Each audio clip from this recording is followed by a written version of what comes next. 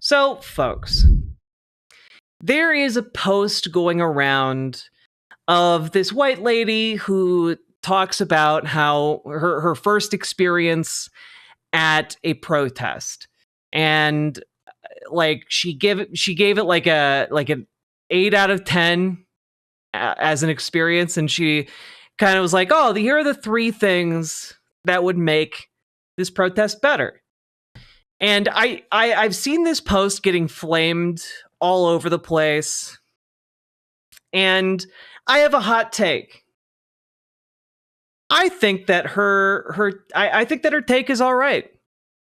You know, and let's there are just three main points here. Okay, and I've seen a lot of criticism of this, and I don't want to call anyone out in particular, but like, there's some bad takes on this, and I am just going to like advocate a little bit. Okay, so number one, she brought her kid to the protest, and like the protest for her kid was kind of boring, and so she was like, it'd be nice if there was like some kind of bouncy castle or something, like entertain the kiddos. And just on that first point, right? Like, for various logistical reasons, you're not going to get a bouncy castle, but like, in any protest movement, you're going to have like if you can have protests that are large enough and safe enough for white women to bring their children, that's good. That's actually the sign of a really strong protest. Like, if a bunch of white ladies bring their kids and police see that, they are far less likely to act up. In a way, they're almost like a shield, like a magic talisman that repels police violence. Okay, I think that is actually pretty. That's a pretty good thing, right? Additionally, I think that there are, in how do I put this?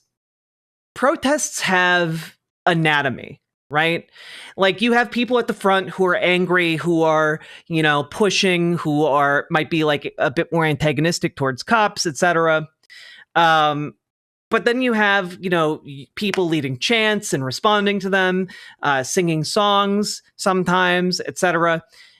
But I think that there is room for like people, to do like childcare activities, like singing children's songs for kids, or getting them to sing protest songs that are more accessible for children, entertaining them and like being able to engage them in protests.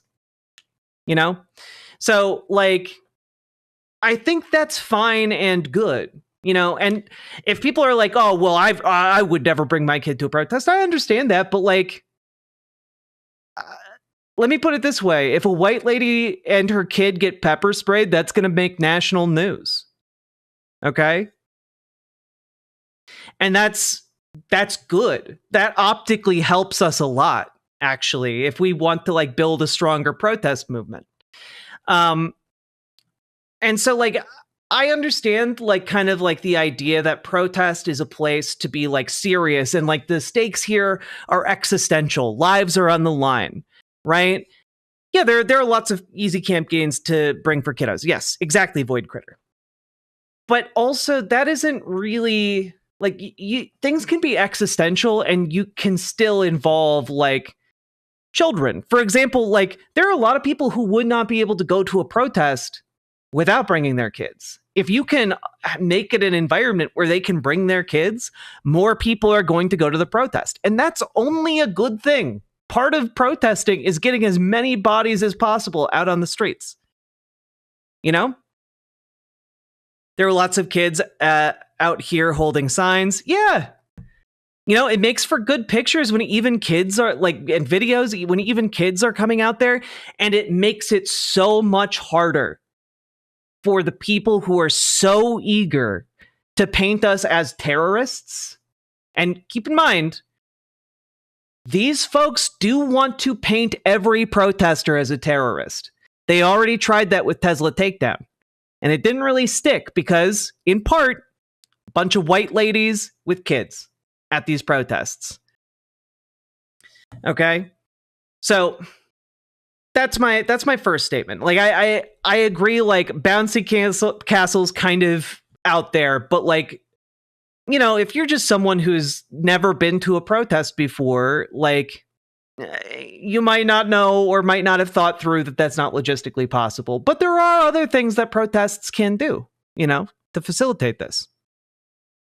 Also, you get a kid on the news saying, I want a future or some such thing, media gold. Exactly. Her second point was that, you know, she brought a sign and people laughed and she made friends. And I've been seeing people talk about how, like, protesting is serious business. It's not your social circle. And it's like, wait a minute. Part of protesting is networking, is building community, building solidarity. When you do that, you build bonds between people, you build friendships, you like learn about each other, you care about each other, you want to help each other. Like that's what protesting is. And by all of us going to these protests together, we build those bonds, and it means we can keep each other safe. Like, I understand, like, this isn't necessarily like your white wine mom social club, but like, you want the white wine moms to show up. You know, like, that's good. Getting more people out is good. Having it have like a more laid back and relaxed atmosphere is good, because not everyone can be angry all the time, you know? Not everyone can do that. And also, again, optically, it helps if people are having fun. It helps a lot. It does not mean the movement is weak. It does not mean it is faltering in its purpose or its goal if it is also bringing people together and forming friendships. Okay? And I understand, right? Like, what we're up against is really scary, and it's really intimidating, and a lot of people are really scared and intimidated. But like, one of the best ways to make people not scared or intimidated and to welcome them into the protest, you know, one of those ways is anger. Anger can overcome fear and get people out, you know? But on the flip side, you get a lot more people out if they view it as a lower risk and more of a fun activity. You know? That's gonna get more people out. And if people get used to going to protests, they're more likely to show up to, you know, protests when things get harder, when the state cracks down a little bit, you know? Also, the more different people you can rub up together, united in a cause, the more you erode things like racism and bigotry. It's good for society. Exactly. Like, a joyful protest is much harder to paint as like a scary opposition to people like conservatives. Especially if like you got like the wine moms going and it's like, oh man, but well, you know, Donald Trump is trying to say these are all terrorists, but Stacey went to one of those protests last week, and I love drinking wine with Stacey on Sundays. And it's just like, you understand how like that works, right? Like, part of protesting is ratcheting up that pressure in a wide variety of ways, not just through masses of people turning up into the streets angrily. It's the masses of people just turning out into the streets because they care in some capacity. Because if they're turning out because they care, even if it's relatively easier, they can be made to care a lot more. And then finally, the third point that I saw people dunking on her for was, she was like, you know, I think it could have used more singing. And like, again, some of the feedback I saw was like, well, people sing at protests because they're dealing with like the oppression that they have been facing. They're channeling all of their misery and the oppression of the state, and they're coping with it through song and dance. And it's just like, but a thing can serve multiple purposes. Like some of the most popular protest songs of all time in like the workers' rights movement are upbeat. You know, they are about hope. They are about moving forward. And this woman wasn't saying like, "Oh, we need to sing like Katy Perry tunes or something." Like she's talking about like just more songs would have been nice.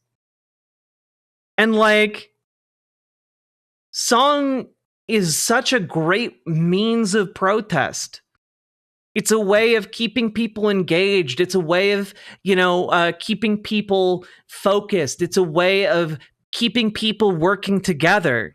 And like so much of the complaints I saw about this, or criticisms I saw towards this woman, were like painting as like it as like white person nonsense. And like to a degree, it was like definitely like kind of coming from a place of like white privilege for sure. But at the same time, like that white privilege can be used for good to help the protest movement. Looking go the Baltic countries doing the singing revolution, or the Black Panthers using songs as a means of communication. Yeah, and I just was like, this lady is getting so much flack, and all I can think of is just like, any revolution worth having is one with dancing. And similarly, any revolution worth having is one with singing. It's a way of organizing everyone together in a fun way. Like, you don't have to be doing like, I don't know, cultural appropriation when you sing songs, but like you sing workers' rights songs. Sing Solidarity Forever. Sing like so many different songs about like working together and standing in as one. All you fascists bound to lose. Like it does no good to treat it as a solemn, almost death march. I don't understand some people on the left who want things to be serious at the detriment of its success, of the movement's success. Does that make sense? I don't get it. That was one of the things about church that is actually bonding. In the book, it's the music. Rules for Radicals, the author said that if people aren't having fun, they won't do stuff. Protesting should be fun to get people out. Exactly. And also, different people are good at different things. Like, I think, for example, it's great if people bring different skill sets to a protest.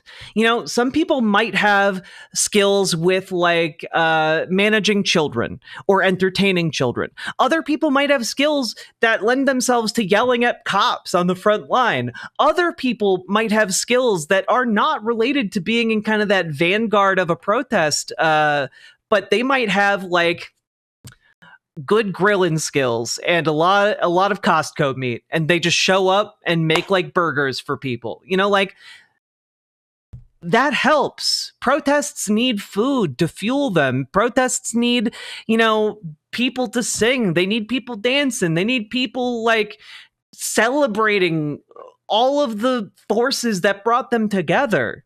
And I think that that's lovely. That's one of the best parts about protests, the way it brings people together in solidarity. And I understand that, like, in certain circumstances, that might take away from, like, the focus of the protest, but, like, everyone's coming out there for one specific reason. And I think, I think it's easy to get distracted from stuff like